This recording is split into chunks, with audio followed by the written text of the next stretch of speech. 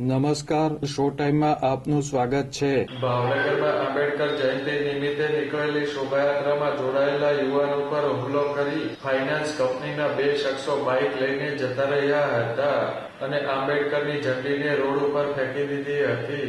આ બનાવ અંગે નીલમબાગ પોલીસ મથકમાં 2 શખ્સ વિરુદ્ધ ગુનો દાખલ કરવામાં આવ્યો છે.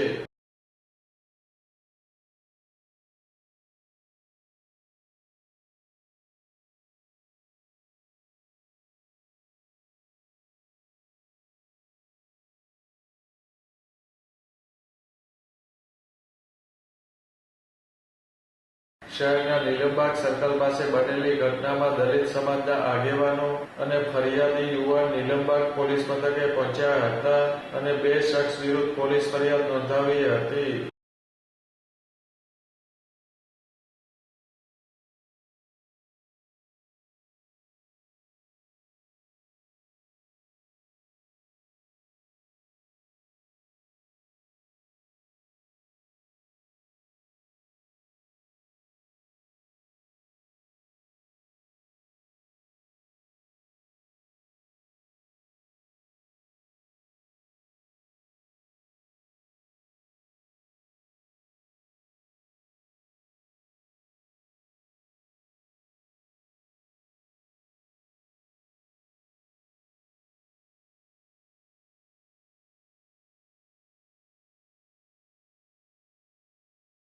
નીલમબાગ પોલીસે ગુનો નોંધી તપાસ હાથ ધરી છે.